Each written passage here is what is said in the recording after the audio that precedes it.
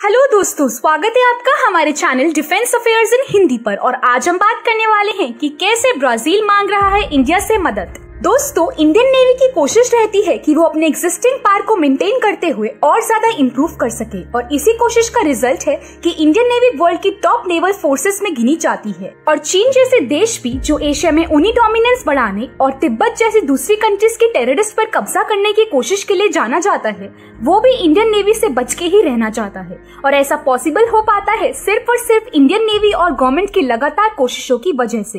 Indian navy खुद भी इसके लिए एफर्ट्स करती रहती है और दूसरी कंट्रीज के साथ कोलैबोरेट भी करती है। हाल ही में इंडियन नेवी को अपने फर्स्ट इंडिजिनस एयरक्राफ्ट कैरियर्स का लास्ट सी ट्रायल करते हुए देखा गया था, और अब इंडियन नेवी के सबमरीन्स की मेंटेनेंस की जिम्मेदारी ब्राजील द्वारा ली जाने की बातचीत चल रही थी, और उसमें एक पॉजिटिव एडिशन हुआ है। ब्राजील के नेवी डेलीगेशन, जिसे वाइस एडमिरल लिबरल इनियो जेनेलाटो, जो कि इंडस्ट्रियल प्रोडक्शन एंड इंजीनियरिंग के डायरेक्टर भी हैं, ने वाइस एडमिरल अजेंद्र बहादुर सिंह को कॉल किया था। अजेंद्र बहादुर सिंह मुंबई में वेस्टर्न नेवल कमांड के flag officer commanding in chief भी हैं। इंडियन नेवी ने 11 जुलाई को रिलीज किए गए एक स्टेटमेंट में कहा कि 2 दिन के विजिट के दौरान ब्राजीलियन डेलीगेशन ने इंडियन नेवी के काउंटर पार्ट्स के साथ एक्सटेंसिव डिस्कशंस किए।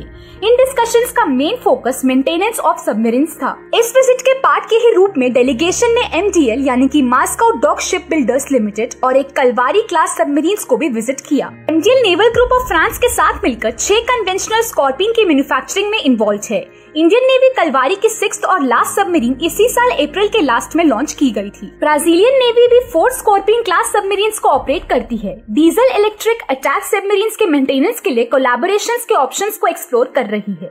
मुंबई में हुई इस बातचीत के दौरान वाइस एडमिरल लिबरल इनियो जेनेलाटो और AB सिंह ने कॉमन इंटरेस्ट के कई सारे इश्यूज को डिस्कस किया। इसके अलावा उन्होंने डिफेंस और submarines technology, make in India, navies के बीच प्रोफेशनल कोलैबोरेशन के लिए इनिशिएटिव्स और सेम माइंड वाली नेवीज के साथ शेयर्ड मैरीटाइम इंटरेस्ट को लेकर इंडियन नेवी के आउटलुक के बारे में भी डिस्कशंस किए। इंडियन नेवी ने अपने डिफेंस इक्विपमेंट्स और सर्विसेज के एक्सपोर्ट्स को भी बढ़ाने का फैसला लिया है। ऐसे में दूसरी कंट्रीज के साथ इस तरह के कोलैबोरेशंस इंडियन नेवी के लिए काफी बेनिफिशियल साबित हो सकते हैं। इसी साल जनवरी में इंडिया ने एक बहुत बड़ा डिफेंस प्रोजेक्ट हासिल किया था। फिलीपींस ने शोर based BrahMos anti ship missile system को इंडिया से परचेज करने के लिए करीब 2700 करोड़ रुपए का कॉन्ट्रैक्ट अप्रूव कर दिया था।